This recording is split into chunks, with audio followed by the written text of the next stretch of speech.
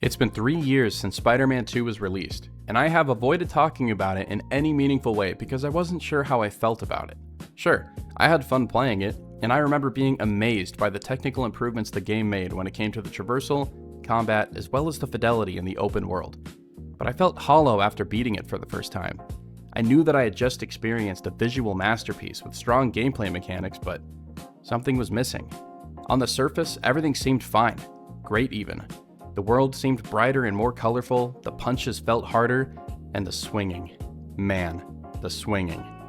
These improvements at the time were able to mask the game's true nature. That and the last two titles' success gave us peace of mind. I mean, they already nailed this twice. How could they screw it up now? Well, I'm here to tell you that they did, and now we're left to face the uncomfortable truth. Marvel's Spider-Man 2 missed the mark. Welcome to Cape and Cowl Cafe. I'm Nemo, and today we're going to be talking about Spider-Man 2's many shortcomings, how this all could have been avoided, and why I was ultimately left feeling disappointed by this game. If you guys enjoyed the video at any point today, I'd really appreciate it if you hit that like and subscribe button, but let's hop right in. Now, Spider-Man 2 isn't a bad game. I want to get that out of the way. Compared to most other modern titles coming out, it's a masterpiece. The open world is beautifully crafted and from a visual standpoint, really feels alive. Civilians fill the street going about their daily routines, and it's really nice to see our friendly neighborhood web-slinger interact with them. We know who we're protecting as we patrol the streets. There is just so much detail put into the city. Leaves swirling through the air as you zip through the trees of Central Park. The water seems to split in two as you surf on its shimmering surface. Everything with the world feels bigger. And that's not even mentioning the fact that the map is 2 times larger than the last game, as we now have access to Brooklyn and Queens. These areas offer a nice variety with the traversal. The buildings are lower and require a slightly different approach if you want to travel through them at the same breakneck speeds. This is where the web wings come in. And the funny thing about the web wings is, I don't even think we really needed them. It's the only improvement in this game that feels like the devs were going above and beyond what we were expecting. We expected faster web swinging, new combat moves, an evolved map, but we did not expect this. So I applaud the devs for thinking outside the box. Now, the first game had an amazing swinging system. The animations were fluid and really felt cinematic. At the time, it was the perfect movement system. Spider-Man 2, however, has twice the depth when it comes to this system. The web wings allow you to maintain your position high above the city streets in between web swings, and also gives the player more freedom. Before, when you were about to hit the ground, you pretty much only had one option: fall and swing again. Now, the web wings open new pathways and choice, allowing you to traverse the city your way. The player has also been given more control in the form of manual tricks, which you can pull off mid-air in between swings. These tricks are a way for the player to express themselves outside of the scripted swinging system. I love the difference between Peter and Miles' style when it comes to their visual flair. Peter's skill and tenure is reflected in the graceful nature of his movement as he flies through the air, each trick intentional and show-offy, while Miles still wears his inexperience on his sleeve as he flails around. There's also new moves such as the loop-de-loop, slingshot, and corner tether. All of these details and improvements make sure that the player never gets bored of swinging, which is good, because if there's one thing a Spider-Man game has to nail, it's this. Now, while there are definite improvements to the combat, I personally feel like it was better in the first game. The combat here feels too reliant on the special moves. Now, don't get me wrong, they look cool, okay? Thrashing enemies around with the symbiote tendrils definitely satisfies the black suit power fantasy, but these moves feel too automated. You just hit a button and the move happens. Imagine if you were able to manually control these symbiote attacks. You could hit a button to lift an enemy up in the air, and then use the analog sticks to manually thrash them around, almost like how the force throws were handled in the Force Unleashed games. Now, I'm not saying the combat is bad by any means. The combat is as deep as the player makes it. But the system feels like it's centered around these one-button special moves, which in a lot of cases are one-hit finishers. And that's without even mentioning the lackluster rage mode that plays the same 3 animations over and over again. And sure, the suit powers in the first game were also ridiculously overpowered, but there were also a lot more of them, and they were also optional. These new special attacks are part of the story, and you're forced to use them. Also, I hate the Iron Spider arms. Okay, I get that this Spider-Man is technologically advanced, but I guess I'm old school. The arms feel like they were only added to give Peter something, because now all of his abilities are overshadowed by Miles' electric powers. I say let them be different. Peter doesn't need electric spider legs to be interesting. That's lazy. Instead, maybe give him some of the web construct attacks like in Shattered Dimensions. Highlight Peter's experience by giving him abilities that only he could pull off. Why bother making a game about two Spider-Men if they play exactly the same? Now, there's more to the gameplay than just swinging and combat. We also get to play as MJ, and if you thought that I was going to complain about these missions, you are wrong. The MJ missions in this game are a massive step up compared to the last one. MJ is able to move faster, and she can actually do stealth takedowns on enemies, which makes these sections go by a lot faster. I understand that these MJ missions are supposed to place the player in more human shoes so we could feel the contrast between the civilian characters and the Spider-Man. But you can do that without completely and utterly crippling the player. MJ is capable in these missions, and I don't care that it's unrealistic that she's fighting aliens. It's a video game, and this version of MJ has been involved in Peter's world for almost 10 years now. She's not a beginner. While the MJ missions are pretty good here, the game for some reason has an obsession with making the player do other non-Spider-Man stuff. There is so much time and effort put into these dumb, meaningless things like riding bikes and piloting bee drones and committing vandalism as Miles' girlfriend. This is even more frustrating when you learn about all the content that didn't make it into the game. Fun fact, over 90% of Tony Todd's lines as Venom were cut, and the game was also supposed to include several more story missions, including more symbiote boss fights in the endgame. There was also supposed to be a number of DLC expansions, including a chain of Beetle missions, as well as the side story that would have continued the Carnage storyline setup in the Flame missions. They cut all of that, but kept this, and this, and this. I bought this game to play as Spider-Man. The game is called Spider-Man 2. There should be twice the Spider-Man in this game. Instead, I'm riding bikes and saving the bees. Now, adding all of these dumb activities would have been fine if the rest of the game felt full and complete. But it's not, and that leads me to my next point. Spider-Man 2 has an empty world. You couldn't play Spider-Man Remastered or Miles Morales without constantly getting distracted by some side mission. There was always a civilian to help, a pigeon to catch, a base to infiltrate. The map was dense with stuff to do, and while Miles Morales was a smaller game with smaller scale, the side missions felt more meaningful and there was still a decent amount of them. Every side mission felt like a day-in-the-life issue where Spider-Man just helps out his neighborhood. And these missions also had a ton of variety. Investigating a possible affair, dismantling Tombstone's drug empire, saving a birdwatcher, tracking down a Spider-Man impersonator. These missions were special because of how grounded they were. Now, there were also a few of these in Spider-Man 2, but they appear too few and far between. They are merely a whisper of the type of content we all missed from Spider-Man Remastered.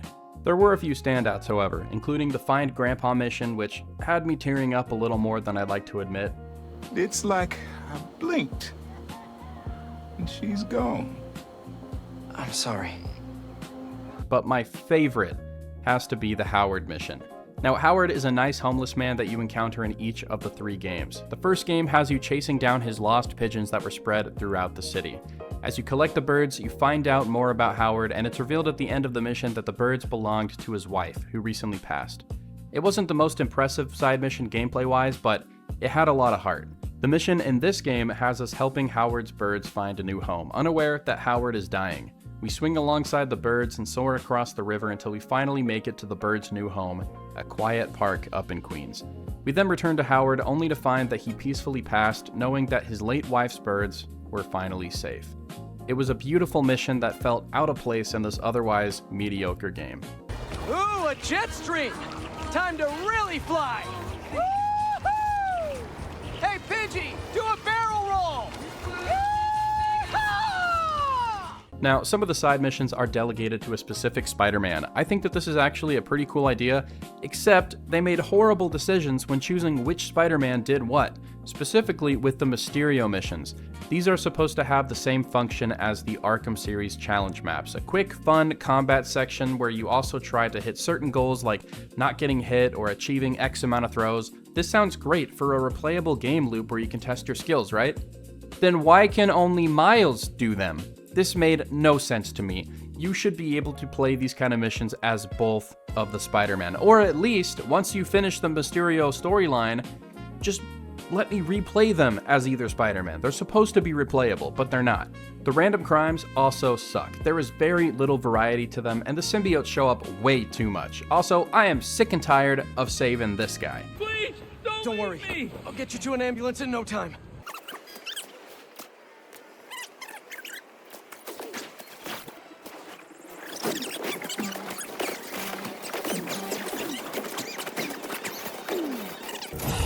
Can't even sit up straight. There's an ambulance nearby. I can take you to it. How has natural selection not banished him to the Shadow Realm yet? He is somehow present for every single combat encounter in the post-game. I think he might be suicidal. Also, where are all of the bases? These were literally the best thing from the last 2 games. There's nothing here, and if you think I'm exaggerating, Spider-Man Remastered had a total of 26 bases across the base game and the DLC. 6 Fisk construction sites, 5 demon warehouses, 4 prisoner camps, 4 Sable bases, 4 Hammerhead hideouts, and 3 Project Olympus bases. Spider-Man 2 has a total of 14, 4 Hunter bases, and 10 symbiote nests. And the symbiote nests aren't even fun, so you can basically just count the 4 Hunter bases. This is very disappointing. Why couldn't they have just added a series of bases dedicated to the Flame Cult? Or maybe some of the thugs that were stealing instruments, or better yet, why didn't Mysterio have any bases? Or just add more Hunter bases. 4 is not enough. In the main story, MJ makes a big deal about the Hunters buying up property all over the city. She's talking about it as if they're full-on invading. Then, in the main story, we only find 4 of these buildings. 5 if you count the market in Chinatown. Alright, next, let's talk about the suits. Everyone's favorite part of any superhero game. All of the Insomniac Spider-Man games have a plethora of alternate costumes for the player to choose from. And it feels like half of them belong to Tom Holland. I can respect the devs wanting to make sure every live-action suit is in the game, but did we really need the Night Monkey suit? Especially when it feels like a lot of the classic comic book suits are missing, as well as some others from the first game. Where's the Spider Armor Mark 1? Where's the Scarlet Spider 2 suit? The Sensational Spider-Man suit? The Vintage suit? Spider Armor Mark 4? Big Time? Bagman? Peter's selection of suits is bogged down by the overabundance of movie suits and original designs. Now, I think it's cool that the devs created a few of their own suits, but most of these are buns, okay? Now, Miles has a way better selection of suits in this game, mostly because the devs were forced to get creative with his, especially since he doesn't have nearly as many movie costumes as Peter, and Miles has a surprising amount of alternate costumes drawn for him in alternate comic book covers. I feel like every month, some comic book artist is cooking up a new costume for him that will only appear on one variant cover. A lot of the suits look nice, like there's a lot of accuracy to them and the textures look really nice, but I just feel like the selection could have been better. Now, I couldn't really come up with a transition for this next section, so we're just gonna hop right in. This game's story sucks. Let's start with this game's biggest issue. The story is doing way too much at once. You've got Peter's burnout arc, Peter's grief over Aunt May, Miles trying to find his identity and forgive Lee, Peter's relationship with MJ, you got Harry's return and his illness, you have the symbiote storyline, Kraven hunting superhumans, and setting up Norman's descent into the Goblin. That is a lot. So let's tackle these one at a time. Now, Peter is very hard to root for in this game, and I don't think that he was written very well, and part of that has to do to the fact that he was nerfed. Now, before you start raging out and slamming your keyboard, hear me out. This happens all the time. A lot of writers nowadays don't know how to properly write side characters without overshadowing the main character. They can't figure out a creative way to display all of the side character's strengths, so what they do is make the main character appear weaker to allow the side character to shine. It happens all the time. Anytime the writers want to show you how strong a character is, they just make them fight the main character and win, like they're smashing their action figures together. Peter was very capable in the first game. Sure, MJ was sending him leads, but for the most part, he was the one dealing with everything. In this game, he nearly dies in almost every single major mission and relies on somebody else to save him. I'm not exaggerating. In the beginning of the game, Peter almost drowns in a pile of sand until Miles pulls him out. This is the first instance and is somewhat excusable, but it just keeps happening. I'm just gonna list these off, alright?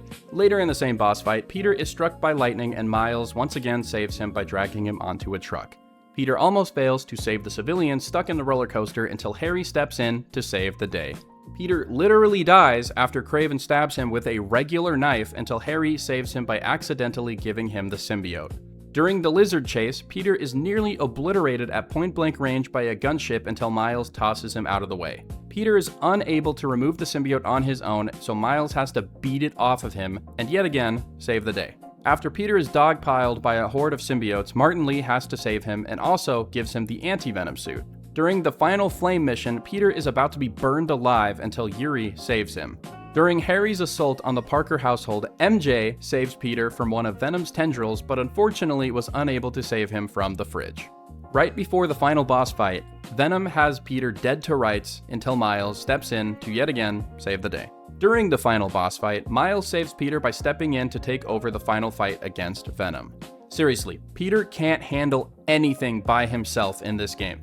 He's barely a superhero. You can make Miles look powerful without completely neutering Peter. It's possible, you just have to be good at writing. This is so lazy. Now, I'm not saying that Miles is a side character. The game's called Spider-Man 2. There's two Spider-Man. They're both Spider-Man. They're both main characters.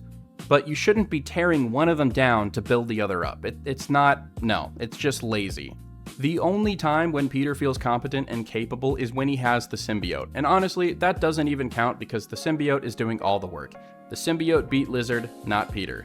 According to his track record in this game, Peter should have died instantly in that boss fight if he did not have the black suit. Now, moving away from this whole nerfing issue, Peter's main arc in this game is centered around his desire to quit being Spider-Man. Regardless of whether or not this plot point is written well, it makes Peter look like a morally weak character. He doesn't really have a good reason to quit either. He's not getting married, he doesn't have any kids, he's just sad that Aunt May died and wants to use Miles as a convenient way out of his responsibility. He's literally giddy thinking about the idea of quitting. Getting to do real science, though. For actual money. Oh my god, finally did it. I have a stable career. Okay, cool it, Parker. Daydream about those fat science stacks later.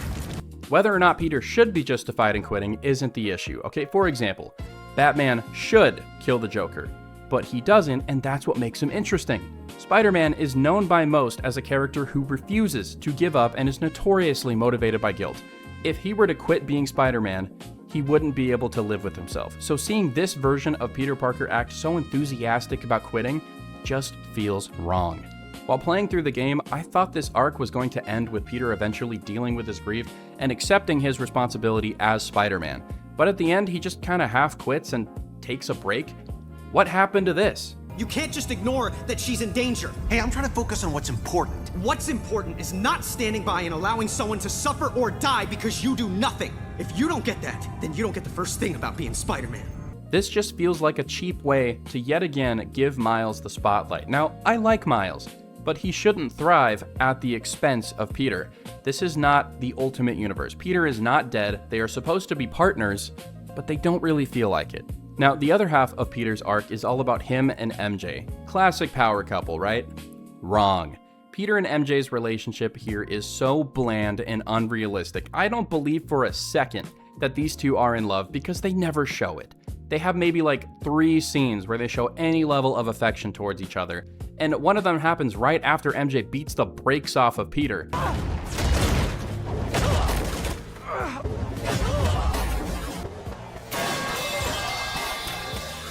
MJ also doesn't seem to care about Peter at all, and honestly, the symbiote takes better care of him than she does.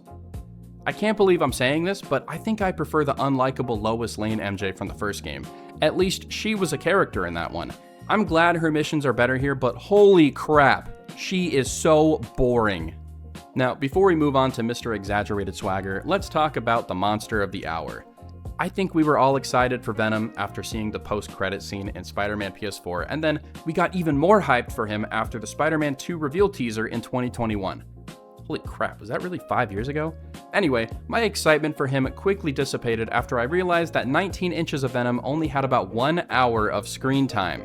I think this wouldn't have been an issue if he wasn't plastered all over the marketing for this game. The first game mostly marketed Mr. Negative and the Sinister Six and saved Doc Ock as a surprise villain. That was smart. Now, my main issue with Venom isn't that it's Harry Osborn, okay? I'm pretty sure we all came to terms with that back in 2018. My problem is that Venom is an evil goo monster who wants to take over the world. That is the laziest thing that you can do with Venom. If you wanted to make the symbiote evil, you could at least tell a story about the suit feeding off the emotions of the host and explain how Peter's grief and anger twisted the symbiote. But no, you just have the suit be evil for no reason. Okay. Now, when it comes to Harry, he's only really present for the first 2 acts because after he becomes Venom, he's pretty much gone. Okay, the suit takes over and it doesn't really seem like Harry gets, much of a say in what happens. He's not in control. So instead of being a true symbiote, Venom is just a parasite in this game. I at least thought that Harry would grow to hate Peter because of his initial unwillingness to give up the suit, but Harry still wants to be Peter's friend all the way to the end of the game. It feels really weird, not like Venom. Now, when Harry and Peter are interacting before the suit is revealed, they actually have some pretty good chemistry. They feel like real friends who have known each other for a long time. It's a far more believable dynamic than Peter and MJ. I really like the flashback mission where the game has you playing as a young Peter sneaking around the high school with Harry. It was nice to explore that time in Peter's life. It's just so sad that Harry is essentially written out of the story the moment he becomes Venom, all because the writers don't know how to write him properly. What's even more frustrating is that nothing changes with Harry at the end of the game. He's still just sick and in a coma. I think it genuinely would have been better if Harry died during the final mission. And it also would have given Norman a more legitimate reason to hate the Spider-Man. I'm definitely more excited to see how that part of the story plays out in Spider-Man 3. It just feels like the devs knew that they just had to get Peter in the black suit in this game, and they didn't care how they had to make that happen. They built a plot around that one idea, and if something didn't work, they just ignored the problem and continued anyway. As long as we get the black suit though, right? Now, the last act of the game was very derivative, obviously pulling from Web of Shadows as influence for their symbiote invasion. This city-wide apocalyptic event might have been cooler if it lasted for more than 5 minutes. I did like the look of the city with the tendrils everywhere, but somehow it didn't feel as dire as the Devil's Breath situation. There, you had time to witness how the pandemic affected the city and its citizens. You could swing through the city and see medical tents being set up, Sable checkpoints where the agents were harassing civilians, prison camps, and much more. Insomniac could have just evacuated the streets and called it a day. But if they did that, they would be lazy and unrealistic. People wouldn't leave their homes the minute things got bad.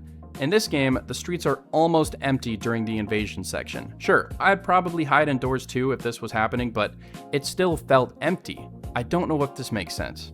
Now, the other main villain I thought worked a lot better. Okay, Kraven was genuinely so good in this game, and he should have just been the main villain. This game should have had a way longer black suit arc, and then just end the game after the Kraven Venom boss fight and save the rest for the third game. Kraven felt a little wasted because he had so much development and then was just thrown away as soon as the third act started because it was time to get to the real game. I loved his motivation. Kraven was a dying man wanting to go out on his own terms and wanted to find the ultimate challenge to take him out. I think they struck the perfect balance with him because we understand why he's doing all of this, but he's also not totally sympathetic because he's a terribly cruel and selfish person. He has decided that his need for self-fulfillment is more important than the lives of everyone around him. It also makes sense that he would target supervillains and not Spider-Man because he knew that Spider-Man wouldn't kill him. That is until the symbiote shows itself, and Kraven immediately falls in love. I also like the Hunters. They function well enough as the game's primary army to fight, and they have a decent amount of variety in the enemy types and have some pretty cool designs. What I don't like is how the game punishes you for being in the air when you fight them. If you stay in the air too long, they will throw up this electrified net that's impossible to dodge. I understand that this is supposed to create a new kind of challenge, but I feel like I'm being punished for using the game's mechanics. If I could dodge it somehow, this would be a different story. Alright, now finally, let's talk about the other Spider-Man. I loved Miles' story in his game, but here he just feels like an afterthought. I know that's ironic because I was just complaining about how Miles overshadows Peter at every turn. But that's really only in feats and combat situations. Miles has basically nothing to do in this story. The big thing is obviously his struggle with Mr. Negative, but besides that, his biggest problems are procrastinating his college essay, stopping some instrument thieves, and getting ghosted by Peter. That's it, for the whole game. Also, his college essay only needs to be 500 words. How is that hard? This script is already over 5,000 words long, so maybe this kid just doesn't deserve to go to college. I don't know. For most of the story, Miles is just kind of riding the wave while the story is happening to Peter. He isn't there when Peter gets stabbed, he isn't there to get the serum from Craven, he isn't there to help create the antidote, and he isn't there when Peter goes to deliver the symbiote to Connors. They're supposed to be partners, right? The game is called Spider-Man 2, right? 2 Spider-Man. Now, Miles does have a pretty interesting character arc with Mr. Negative, but it begins to fall apart the more you think about it. I personally feel like Mr. Negative was only thrown into the story to give Miles something to do. He isn't really relevant to the rest of the plot except for the very end when he gives Peter the anti-venom suit.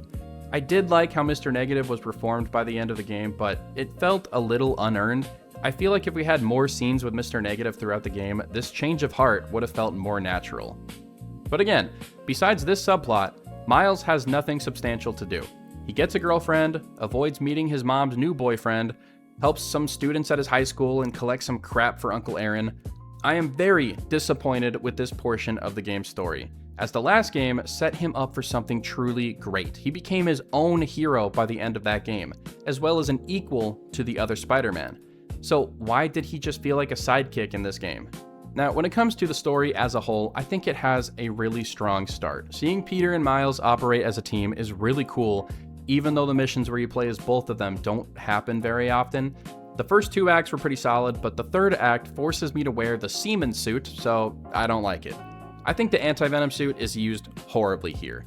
Now, during the game's development, Yuri Lowenthal cited survivors of addiction as his inspiration when it came to his performance as symbiote Spider-Man. Sounds like a powerful message, right? Wouldn't it have been better if Peter got rid of the symbiote and then found the strength to beat Venom on his own, or used his brains to win? Yeah, it would have. Instead, he gets a symbiote substitute that has all the power and none of the drawbacks. What kind of message does that send? You don't actually have to get over your addictions as long as you find a better version of what you were addicted to? That's stupid. I also really don't like the concept of anti-suits. Like, it works for Batman and Iron Man, but even then, I prefer the hero to solve problems on the fly rather than just have a suit conveniently prepared ahead of time. It mostly worked in the first game with the anti-ox suit because Peter had been working on that technology for the entirety of the game. So doing the same thing again in this game, but with the anti-venom suit, just feels lazy. Fast forward to the third game, and we're probably going to get an anti-goblin suit. Overall, Spider-Man 2 does the bare minimum as a sequel. It expands upon the core gameplay mechanics introduced in the first game and updates the visuals, but the story and the open world content are severely lacking. I think this game situation tells us a lot about the current state of gaming. Games will cut content to meet deadlines. They have such strict deadlines because they spend most of the development and the budget on the visuals. I don't need to be able to zoom in on someone's ball sack and see every little hair to have fun with a game, okay? Games don't need to have lifelike graphics. They just need to be fun. Also, stop making games so damn expensive. You don't need $315 million to make a good game. You're obviously not going to make a return on that, and that's why a lot of big companies are pulling out of gaming. It's not worth the risk. Anyway, Spider-Man 2 is mid. Alright guys, that's going to be it for today's video. If you guys enjoyed it all, I'd really appreciate it if you hit that like and subscribe button, and drop in the comments down below what you thought of Marvel's Spider-Man 2. Let's talk about it. But yeah, until next time, I'll see you guys later. Also hype the video, that's really helpful.